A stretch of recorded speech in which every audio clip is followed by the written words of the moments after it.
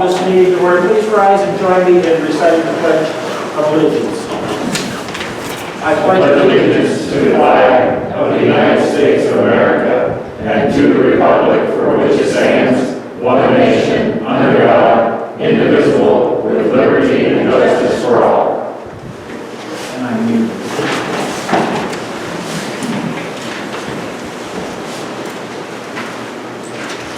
Roll call, please.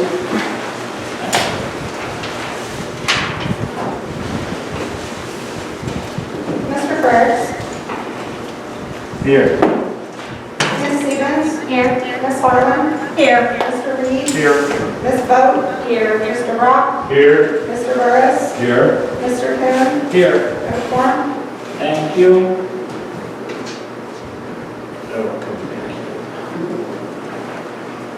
Public participation. Please note this meeting will be held in person at the Livingston Center, 224 East Livingston, and will also have remote participation available. A face covering is required for in-person attendance. For those that are here, this is an opportunity for the public to provide public comment to the presiding officer. Those wishing to speak are required to sign in prior to commencement of the meeting and must address the council from the seats and table provided. The public comments must comply with ordinance 2014-02 and be limited to 5 minutes or less. If you're participating remotely, this is an opportunity for the public to provide public comment to the providing officer. The public comments must comply with ordinance 2014-02 and be limited to 5 minutes or less. At this time, members of the public are able to attend public meetings by web conference, and to submit public comment by email, voicemail, or through web conferencing. So make sure that you show up on chat and let us know if you would like to speak. And I see that we have one signed in this evening, Suzanne Wells. Thank you, Mayor. I'm used to the person that's refereeing judge. That's, well, I'm close. Well, you're referee. Yeah. You're referee. Thank you, Mayor, council members. American democracy works really well because people like you devote your time and your talents on behalf of your community. I have spent the last couple of months going to village board meetings and city hall meetings like this one in every community in our county. My name is Suzanne Wells, and I'm going to be on the ballot in November as a candidate for Pike County Circuit Judge. I have been an attorney for 32 years. My professional experience has been in all the areas of law that our Pike County judge handles every day. I have extensive experience in civil law, family law, juvenile law, guardianships, as well as experience in real estate and business development.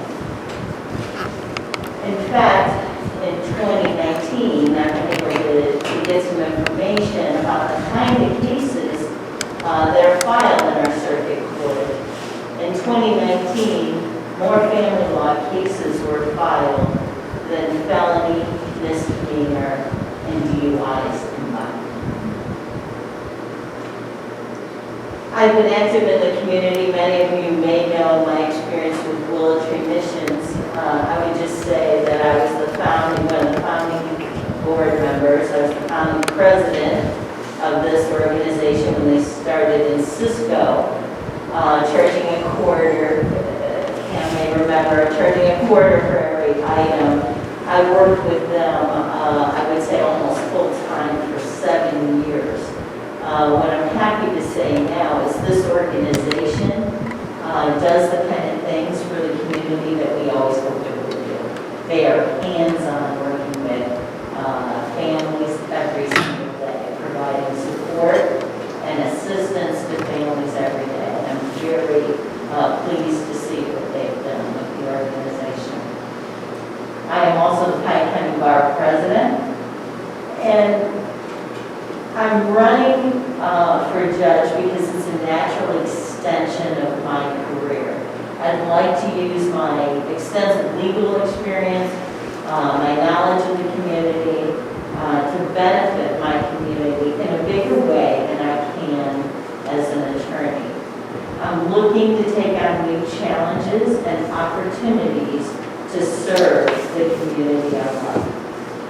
I appreciate this opportunity to address your board.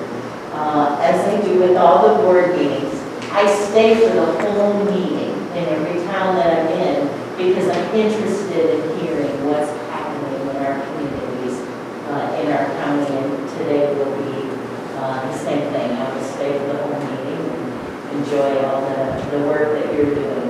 Thank you very much. Thank you. Thank you.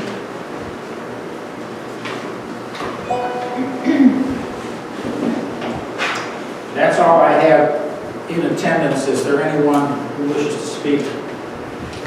I'm not.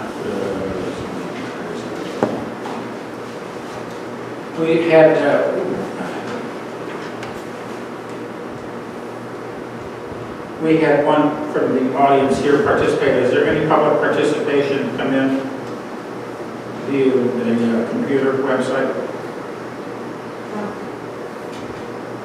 I don't have any on mine, I'm just asking. Anyone out there wants to speak, you need to let me know. I'll ask a second time. And I'll ask a third time. You see that? Yes, I do. Mr. Schreffler?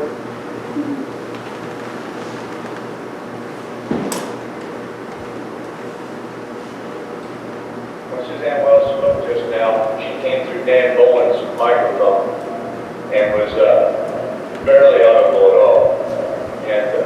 And I was just curious, is there supposed to be a video feed tonight? I seen that online.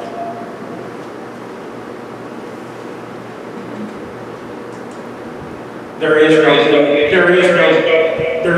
no video. No. Okay. That's all. Thank you. Thank you. I can thank you. All right, let's move on to the consent agenda. Consent agenda, approval of documents and action items is listed. Claims report, claims dated August 11, 2020 through August 24, 2020. City Council meeting minutes, August 10, 2020. Planning and Zoning Board meeting minutes, July 20th, 2020. Fire report 2020, budget report July 2020, and treasurer's report July 2020. Is there a motion to approve the consent agenda as presented? So moved. Pam moves. Is there a second? Second. Tom seconds. Let's have a roll call, please. Oh, are there any questions? I'm sorry. Are there any questions? Hearing or seeing none, we vote. Mr. Ferris? Yes. Ms. Stevens? Yes. Ms. Harlan? Yes. Mr. Reed? Yes. Ms. Vogt? Yes. Mr. Brock? Yes. Mr. Burris? Yes. Mr. Coon? Yes. Motion passes. Thank you. We'll move on to the mayor's report. The city of Monticello is hosting a virtual solar power hour for those interested in learning more about solar projects for residential or commercial uses. The event will be held tomorrow at 12 p.m. and login information is posted on the city's website. This event is one of several through its partnership with the CU Solar 4.0 partnership, which the city of Monticello is a member of. Celebrate National Dog Day, excuse me, and bring your dog to a socially distant wolf stock at the Robert Milligan Dog Park on Wednesday, August 26th from 5 to 7 p.m. Check out all your local pet-friendly businesses, including Bruno's Bakery, Hair of the Dog, Pike County Animal Shelter, the Animal Hospital of Monticello, and Willow Branch Kennel. Missing a movie on the big screen? Allerton has 2 drive-in movie opportunities coming up. August 28th and 29th, Princess and the Frog. September 11th and 12th, Aquila and the Bee. Don't forget the farmers market is open on Thursdays from 3 to 6 p.m. Near the community building. For your information, there are 39 businesses in Monticello and Mint that are actively hiring full and part-time positions. So I thought I'd share that with you this evening. Moving on to new business. Ordinance 2020-40, supplement 22 of the City of Monticello Municipal Code. Terry.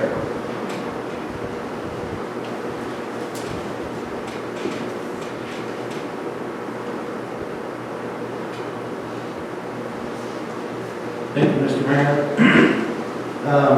Ordinance 2020-40 adopts supplement number 22, which formally incorporates the changes made from previously adopted ordinance and approved through June of 2020, and they are identified in Exhibit A attached to it too. And those are 2020-02 was law enforcement for the Cannabis Regulation and Tax Act. Ordinance 2020-10 was parking schedules, which was the south side of Washington Street by the streetscape project between Meraki, Hair Salon, and Market Street.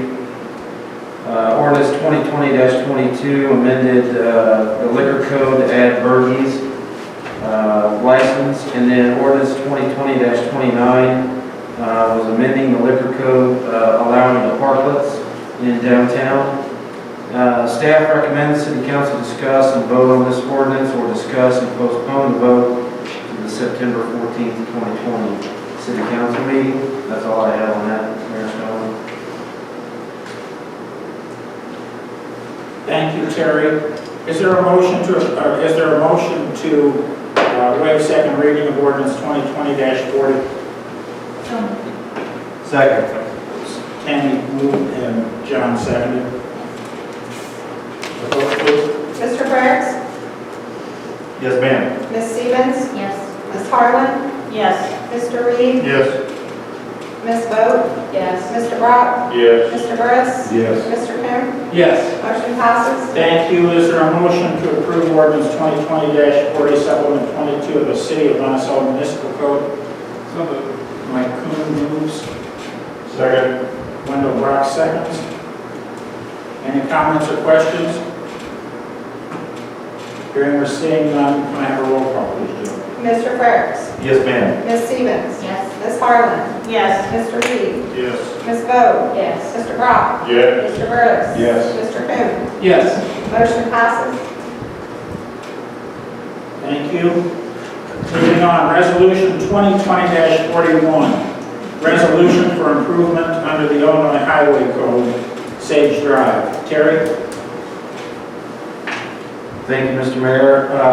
As you stated, resolution 2020-41 allows us to utilize MFD funds for the improvements of Sage Drive and subsequent adjacent streets. The City Council approved $60,000 in the current budget for preliminary engineering to be completed for the resurfacing of Sage Drive, curb and gutter replacement, and ADA sidewalk ramps from Market Street to William Street. The improvements will also occur on William Street at the Charter intersection and at Sage Drive intersection. Esca Consultants has provided staff with a proposal in the amount of $59,200 to perform all of the necessary preliminary engineering. This will get us to a cost estimate to put into hopefully next year's budget, or at least for upcoming budget discussions. It is recommended the City Council discuss and approve resolution 2020-41 as presented.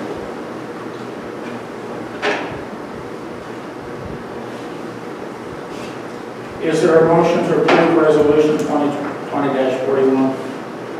So moved. Is there a second? Pam Burton moved. Is there a second? Tammy seconds. Any comments or questions? Hearing or seeing none, vote please. Mr. Burks? Yes, ma'am. Ms. Stevens? Yes. Ms. Harlan? Yes. Mr. Reed? Yes. Ms. Boat? Yes. Mr. Brock? Yes. Mr. Burris? Yes. Mr. Kim? Yes. Motion passes. Thank you. Moving on to ordinance Yes. Moving on to ordinance 2020-42, an ordinance approving a zoning text amendment regarding cannabis businesses. Is there a motion to waive second reading? So moved. Tammy, is there a second? Second. Pam, thank you. Vote please. Mr. Kurtz? No, ma'am. Ms. Stevens? Yes. Ms. Harlan? Yes. Mr. Reed? Yes. Ms. Boat? No. Mr. Rock? No. Mr. Burris? Yes. Mr. Coon? No. It's a tie, It's a tie. 4-4. The mayor votes yes. Okay, motion passes. Is there a motion to approve ordinance 2020-42, an ordinance approving the zoning text amendment regarding cannabis business? So moved. Pam, is there a second? Second. Thank you, Rodney. Terry, you want to talk about it? Thank you, Mr. Mayor. There's a lot of background information provided to the council to assist in your discussions this evening. For the record, Monticello City Council has placed recreational cannabis on numerous council agendas and has discussed the same throughout 2019. I've got a list of dates there. Looks like about a half a dozen or so. Prior to adult use recreational cannabis becoming legal in the state of Illinois on January 1. We have no say in the legalization of adult use recreational cannabis. On September 9th of last year, the City Council adopted a 3% sales tax with ordinance 2019-51 in case something were to come into town that we had not made provisions for. At least we had placed that 3% sales tax at that time. On September 16th, the Planning and Zoning Board held a public hearing regarding possible text amendments to the zoning code. That was the moratorium at the request of the City Council. The Planning and Zoning Board recommended approval of the moratorium by a vote of 3 yeas, 2 nays, and 2 absent. On September 23rd of last year, the City Council approved that moratorium on adult use recreational cannabis with ordinance 2019-56. In essence, that provided notice to any possible developer that the city is discussing recreational cannabis and has yet to decide on its allowance or to opt out. The moratorium is due to expire October 1st, 2020. In January of this year, the City Council passed ordinance 2020-02, I previously mentioned, that addressed the provisions of the local law enforcement and their regulation of adult use recreational cannabis. On July 13th of this year, some of the City Council members indicated a desire to opt out of allowing adult use recreational cannabis business after some discussion. Not every council member voiced any opinion, but those that did, that was the desire. On August 17th, 2020, the Planning and Zoning Board conducted a public hearing regarding both adult use recreational cannabis as well as the medical cannabis business. We had no provisions in our zoning code for the medical cannabis, so we threw that all into one zoning text amendment. Planning and Zoning Board recommended approval of those text amendments attached here too by a vote of 4 yeas, 3 nays, and 0 absent. In short, the text amendments inclusive to ordinance 2020-42 as presented to you tonight, cannabis craft grower, cannabis cultivation center, cannabis dispensary, cannabis infuser, cannabis processor, cannabis transporter, and on-premise cannabis consumption establishments will all be prohibited uses. Medical cannabis cultivation center will be allowed in I-1 and B zoning districts while meeting or exceeding the distance separation requirements from protected uses, 2,500 feet from schools and daycare facilities, and 1,000 feet from green space and places of worship, with the conditional use also being required. Medical cannabis dispensary will be allowed in business zoning districts only while meeting or exceeding the distance separation requirements from those protected uses, 1,000 feet from schools, daycare facilities, green space, and places of worship. Also would require conditional use for that medical cannabis dispensary. I've attached Exhibit B, which is the medical cannabis dispensary map.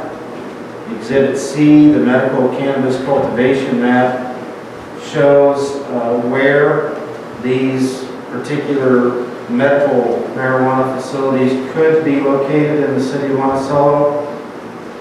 I will tell you that it's south of the current public safety, Pike County Public Safety Building.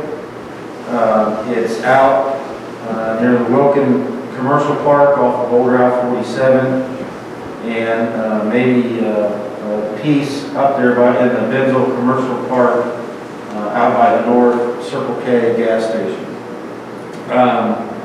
Our attorney, Dan Bolin, attended last week's Planning and Zoning Board meeting. He's also here in attendance tonight to discuss or help us discuss this topic. Dan provided another memorandum that I provided you guys Wednesday of last week. Dan does a good job kind of spelling out exactly and going a little bit further in detail than I do.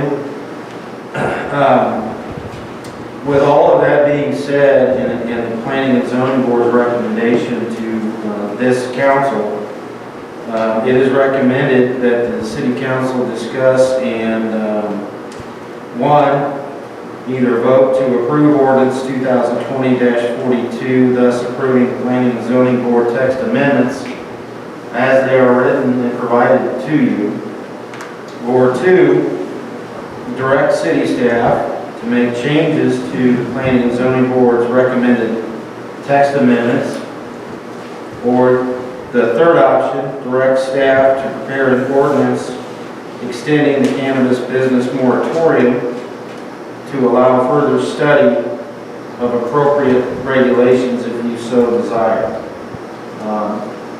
I think our attorney will echo my sentiments that one of those things needs to occur this evening if you decided already to pass or forego the second reading. So one of those three will need to be provided to city staff this evening. Dan, do you want to add anything? Sure. I think Terry summarized it pretty well. We're just here to help you arrive at one of these decisions. I think that everyone would agree that they want to see, they don't want to see the moratorium expired without new regulations in place. Be they the one that are presented to you tonight, the one that are changed. And if you need more time, that's fine too. We can extend the moratorium too. We just don't want the proposal in front of you to vote it down to them. Not cause some procedural delays for us. We clearly procure direction in one of those three options, and happy to take any questions you might have. Questions, comments? I just would like to ask to make sure. Can I show you turn your mic on?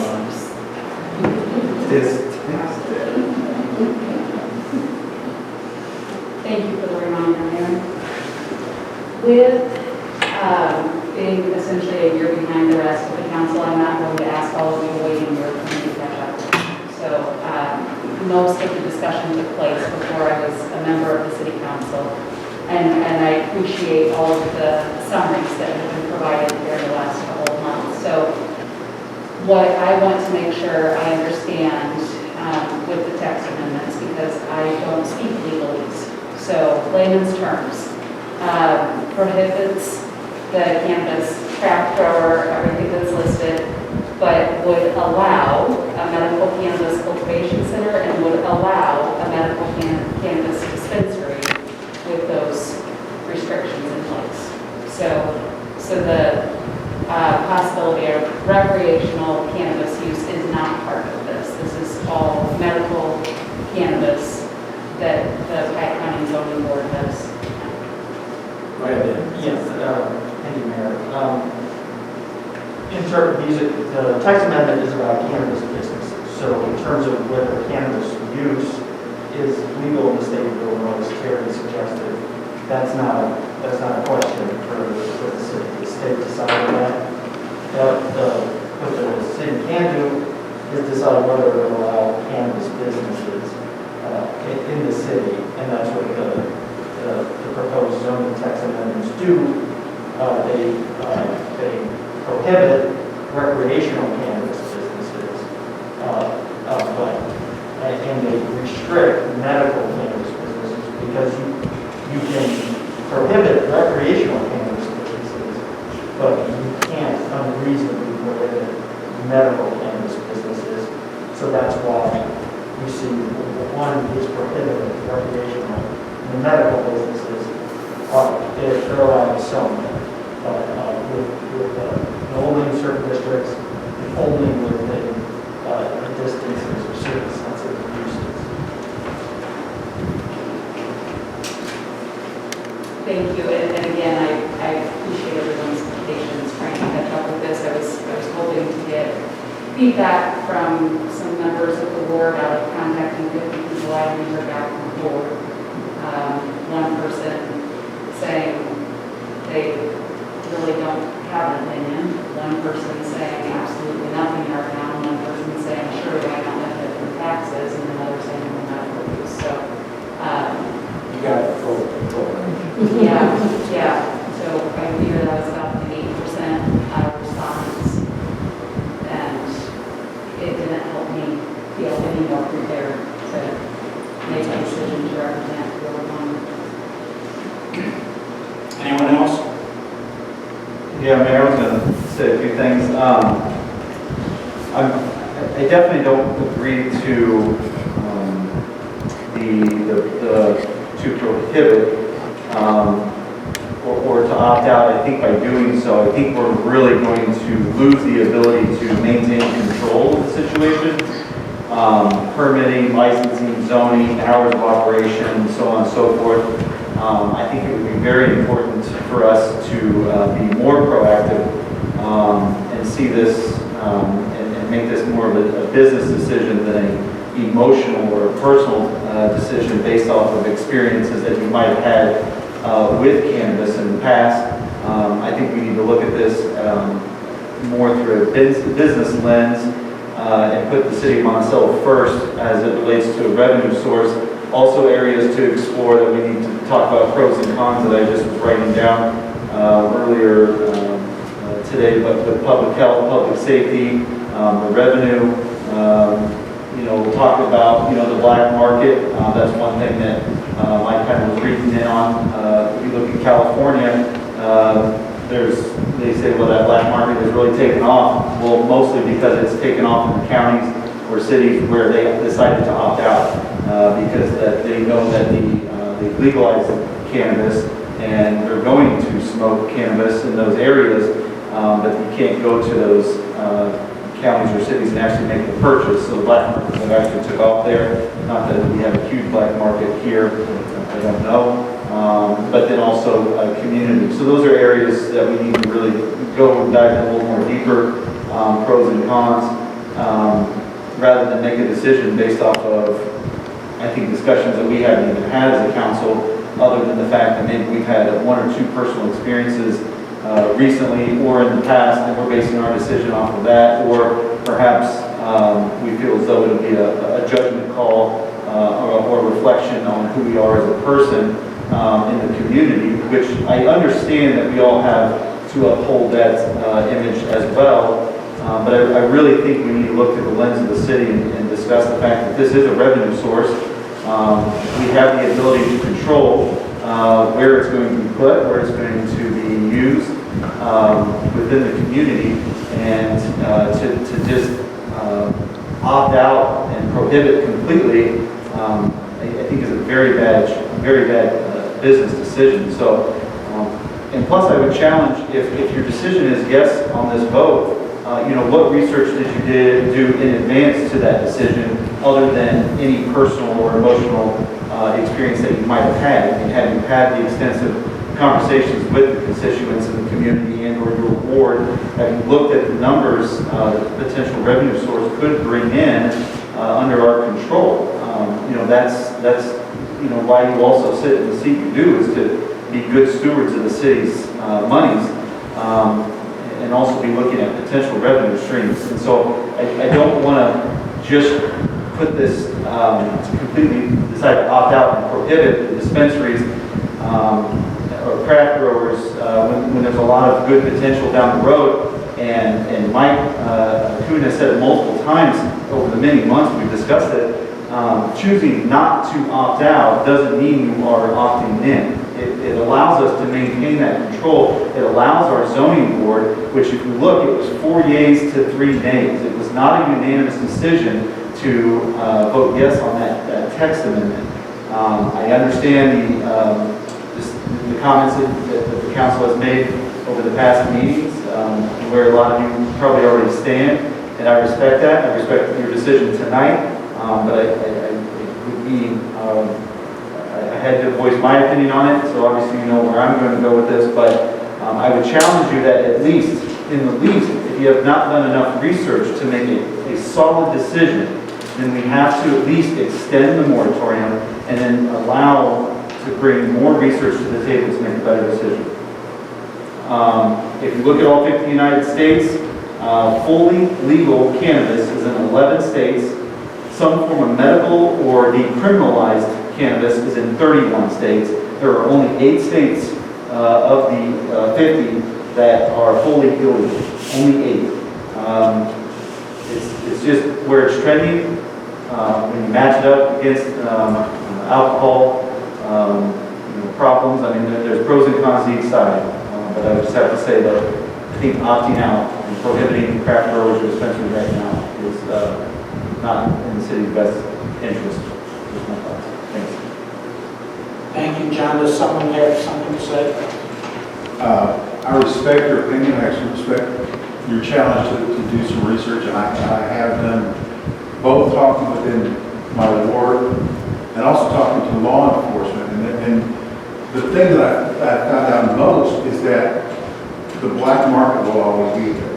The reality is most people who do go into this, the ones who are going to the dispensaries don't normally smoke, or however they take it. And they're trying it out. What I'm finding out is the price is so high in the dispensaries that the local guys are still going to be working. Sadly, sorry.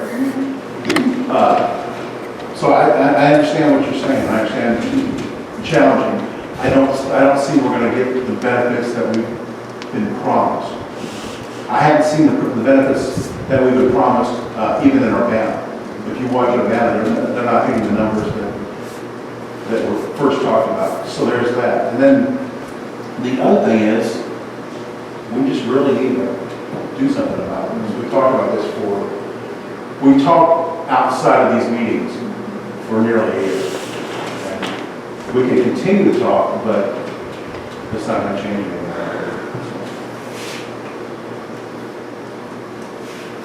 Anyone else? If you could, please, directing this to the attorney, you made a comment in your talk there that we could not unreasonably restrict medical marijuana. What do you mean by that?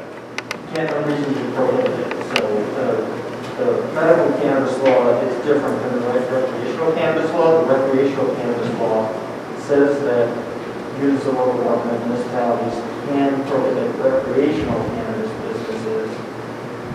The medical cannabis law says it is designed to be geographically dispersed throughout the state to provide access to medical cannabis patients so they let municipalities adopt reasonable zoning ordinances that don't result in pain, that don't unreasonably prohibit medical cannabis businesses. So there's a place where they can go in every. So basically it's saying that medical cannabis could not really be omitted. If someone wanted to open a medical grower and a medical dispensary, we could not actually prohibit that from the medical standpoint. Well, you don't have to allow them, you can, as the proposed text amendment shows, there's only certain districts and distance limits from sensitive uses. Those are reasonable zoning ordinances that don't result in a total ban. They don't specifically address how far you are from another facility or, that does grow it or does produce it or whatever. If there was one 20 miles from here, we could have one here, or is there ever a distance or they kind of leave that out there? Outside the corporate limits, that would be tough to do. Really not. But the idea is you can't prohibit it in the corporate limits. Okay. Well, thank you for that part of it, and I will. I think we all know how I feel about it from my background and stuff, and I will kind of line up with what Rod said a few minutes ago. I had the opportunity some time back, several months ago, to speak to a gentleman who was involved with medical marijuana as a user. And we were just sitting around talking over coffee, and he said, well, I'll tell you this, I can medically obtain twice what I'll ever use. So he said, from that standpoint, if you get several people that do that, what are they going to do with the excess? Well, you're not going to throw it away. It becomes a product that's going to sell somehow, because you don't have any money in it. It comes with your medical prescription, paid for. But he said, I can never smoke or use what they'll give me. I always have far more. So I think from that standpoint, to chime in with Rod, I think you can't eliminate the black market part of it. It's always going to be there. Great town to live in, I hope nobody does that, but I'm not fool enough to think that nobody will. So from that standpoint, I think we need to look at that, and I would want personally for us to tonight to at least take your last option and look at it a little further. Before I get too far along here, I'm going to quit. Financially, that finance part always comes up. Where would we stand from a medical production part of it? What money would we gain from that? We're not going to get taxes from it. We don't get taxed. We don't get tax money off that. Do we? I don't think you get local sales tax.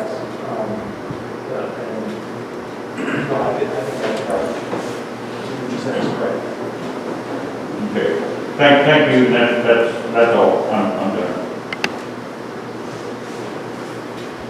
Mayor, speak in there. Yeah, right. I just want to comment a little bit more on the whole black market topic, which is very interesting. That you can look at it multiple ways. But if you consider the legalization of marijuana in the state of Illinois now, you're going to probably over time start to find that there are going to be what we call maybe some new users. And most of those new users, more than likely, I would say in general, and this may be different from everybody's perception, but the normal behavior of the human is not to wake up in the morning and intend to go break the law. And so as a new user, your first thought process would be, well, I don't even know where I would go for the black market, but would the cost eventually lead to me being a predominant user and then skip the cost and go to the black market? Well, it's possible, but I would think as a new user, and again, this is going off of videos and articles that I've read, that the new user would then continue to still pay. And again, yes, there may be some excess in the medical, but again, you have to define the fact that normal behavior wouldn't necessarily say, I can get double what medical will give me, so I intentionally want to break the law to go sell it. it seems just, again, there's both sides of the coin, there's pessimists, there's optimists, but I would think that the new user is going to go pay for it. And yes, is it going to be expensive? It's going to be expensive if they decide to go to the black market and get caught. I mean, that's the risk they have to take. So I think there's a double side to both conversations when it comes to the black market, where you maintain it, control it, license it, and zone it, then they're forcefully, you almost funnel them mentally to only go there, and it runs the black market out altogether into another area, and potentially out of your community. So I think there's even a control to that aspect of it, in my sense, when we were talking about that specific topic. Just my 2 cents there.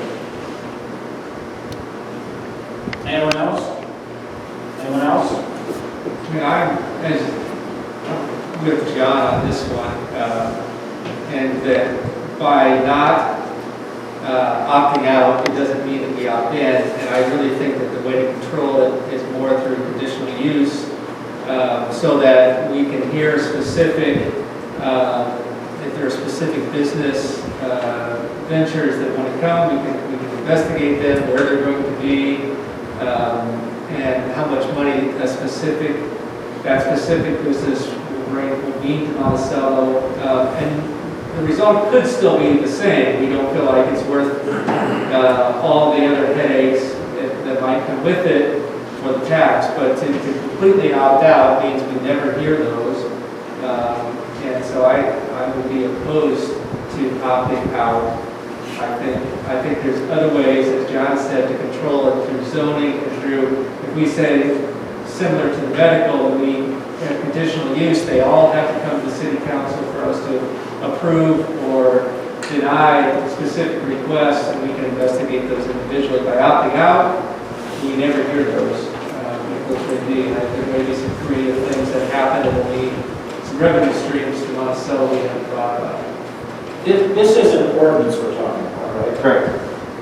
Ordinances can't be changed later, can they not?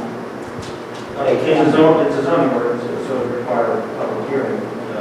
But it could be changed if I'm not wrong.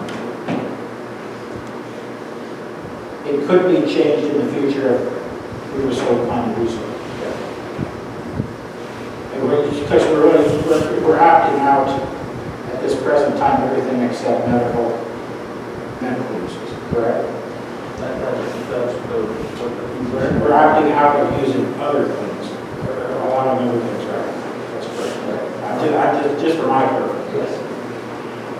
Because they start talking about black markets and things, I really don't know yet, you know.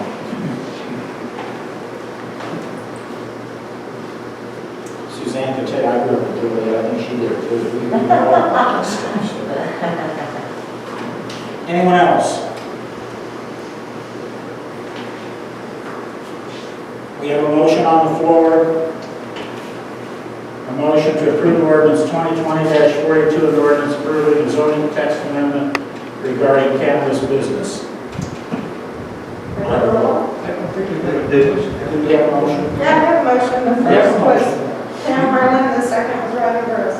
After he read the text, there's a potential for a second and a third direction. Is that not, we vote, then we'd have to read motion to pick one of those, is that what you're saying?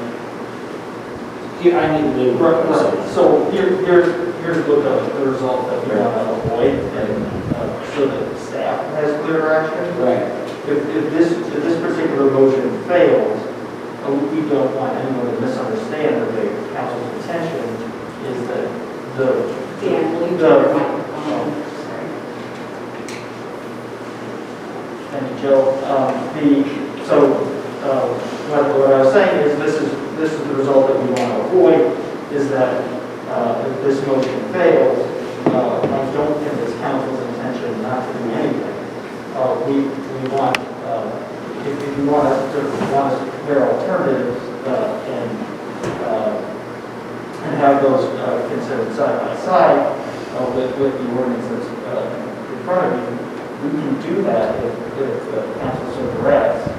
What we don't want is for anyone to misunderstand that if we have a public hearing on cannabis business tax amendments, we don't want this motion to just fail people misunderstand that the council is denying that request. I think the council's intention is to do one of those things, either this ordinance, a different ordinance, or extend the moratorium. So just vote. Do this vote, I think staff is just looking for clear action. Okay, so This motion failed. So there is a motion on the floor to approve ordinance 2020-42, an ordinance approving the zoning text amendment regarding cannabis business. We will vote on that. Mr. Frerichs. No, ma'am. Sorry, hold on a minute, John. Try that again. And Mr. Frerichs, I'll call it again. No, ma'am. Ms. Stevens. Yes. Ms. Harlan. Yes. Mr. Reed. Yes. Ms. Vogt. Yes. Mr. Rock. No. Mr. Burris. Yes. Mr. Coon. No. Motion passes. It was 7-1, correct? No, 16. No. 5-3. 5-3, okay. So it is adopted. The ordinance is adopted. Moving on, Alderman's reports. Let's start with Mary tonight. Nothing tonight, Mayor. Thank you, Rodney. Nothing, Mr. Mayor. Rodney. Nothing. Mike. Tom. Nothing, Mr. Mayor. Pam. Nothing. Tammy. Nothing, Mr. Mayor. John. No, ma'am. Thank you. Police chief's report. Nothing. Nothing tonight. Fire chief's report. I'm sure John will have tonight. You need to sit somewhere close to a microphone, okay? That's fine. That's fine. Okay, thank you, Mr. Mayor and City Council. This report is from July. I know we're behind, I was going left behind. In July, we ran 30 calls. Year to date, we're at 245. Some interesting calls that we had last month. We had a head-on collision on Market Street. There was no injuries involved. Okay. We had a grill fire. One of the excavators, it was a city excavator, hit the train bridge on Marion Street. There was no damage to that. Almost good. And then we had a motorcycle accident on Washington Pike. That gentleman was pretty scuffed up, but he ended up being okay. We had 3 trainings last month, and first meeting, the first week was hose testing. What we do have to do to meet OSHA requirements is test all our hoses every year.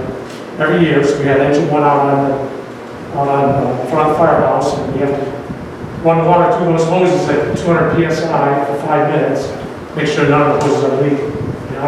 We take them out of service, and then we talk to Terry about getting the hoses.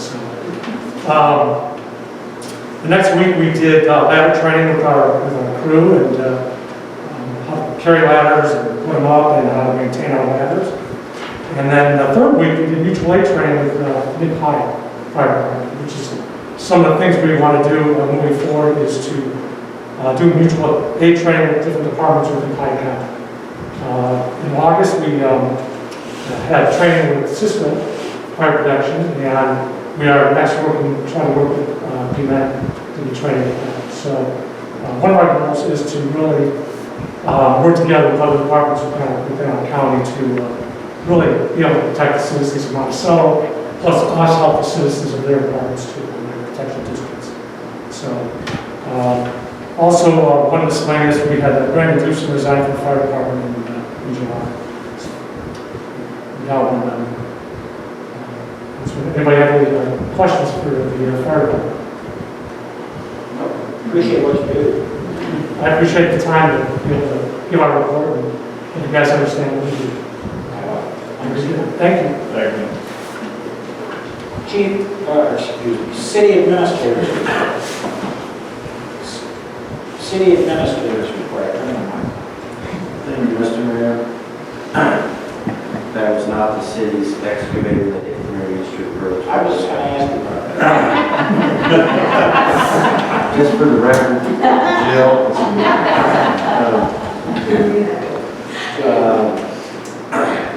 I cannot thank Jill Potts and Laura Metcalf enough for helping set this meeting up, as they do each and every council meeting and planning and zoning board meeting.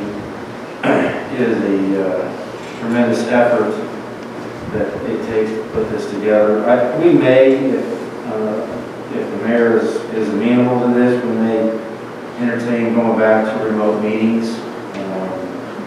I think those worked extremely well. I think the audience members, either via web or call-in, I think the audio was better when it was remote, so don't be surprised if we go back to that. And I don't see this COVID-19 clearing up anytime soon. Oil and chip seal coat operations. The contractor was in town today sweeping and burning off the streets. They're going to take seal coat. They should start applying rock and the oil tomorrow, and they usually get done in about a day. With the evergreens work, it may be 2 days this year. The 2021 budget. I sent out an email today for all the budget, or department heads and staff to get me a comprehensive list of what they are needing for their budget, not only in 2021 budget, but I'm going to try to create a 5-year to 2025 fiscal year for discussion only, for us to get a grasp on some of these items that we know are inevitable and we need to deal with within the next 5 years. So I'll send out a memorandum. We'll do it as we have. I believe the mayor is okay with this.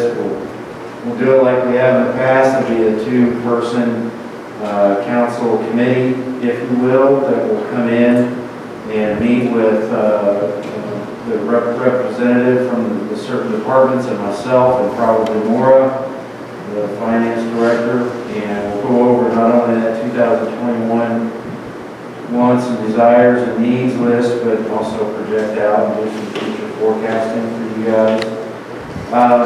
The department head should have that to me within the next couple of weeks. And then I'm thinking we'll start with the 2-person committees shortly thereafter. I'm going to be going on vacation later in September, so maybe the very beginning of October. And then we'll have a series of budget discussions, study sessions at 6 p.m. before the city council meetings. Those seem to work best for everybody. At least that's been how it's been done in the past. We'll have a couple of discussion only during council meetings, and then hopefully approve the final fiscal year 2021 budget at that first meeting in December. So that's the tentative plan. I'll send out a memorandum. I'll get with the mayor, and he'll kind of advise me on the committee members, and get you guys at the city hall and sit down with the police department, the fire department, and all other departments. So I appreciate those efforts for those 2-person committees. They're great. They appreciate it. They go a long ways in preparing the budget. We expect to hear your input. We desire your input. We appreciate your input. So those will be coming to you in the very near future. So that's all I have tonight, Mr. Mayor. Thank you. Anyone else have anything to add before I let you go? Is there a motion to adjourn? So moved. Is there a second? All in favor say aye. Aye.